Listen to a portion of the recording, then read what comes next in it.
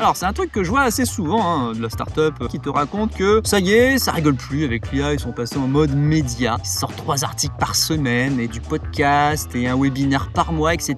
On occupe le terrain, tu vois. Et alors, qu'est-ce que vous avez signé avec tout ça? Bah rien ou pas grand-chose. Parce qu'en fait, bombarder le web de contenu générique, ça crée surtout du bruit. Les chiffres sont indiscutables, 60 à 70% du contenu B2B produit n'est jamais utilisé. Parfois c'est pire, ça monte jusqu'à 80% dans certaines boîtes. Ça veut dire quoi concrètement? Ça veut dire que vous dépensez des dizaines de milliers d'euros à produire des articles, des livres blancs, des vidéos ou que sais-je d'autre qui finissent dans un dossier Drive oublié par votre propre équipe. Et c'est pas fini, la blague continue, parce que vos commerciaux derrière, ils n'utilisent pas vos contenus, vos prospects les trouvent jamais, et c'est là que votre blog se transforme, on l'a dit, en cimetière. Mais malgré ça, on s'obstine. Parce qu'en interne, ça donne de jolies stats, genre... Regardez, on a publié 50 articles ce trimestre, c'est génial, bravo à tout le monde. Ah bah bravo, oui c'est sûr, formidable, vous avez agrandi votre cimetière. Trop cool. En fait, à force de vouloir faire du média, vous oubliez l'objectif business. Un média, par définition, ça cherche de l'audience. Mais vous êtes censé chercher des clients en fait. C'est à cause de ce décalage que vous vous retrouvez avec une audience de lecteurs passifs qui consomment vos contenus comme on consomme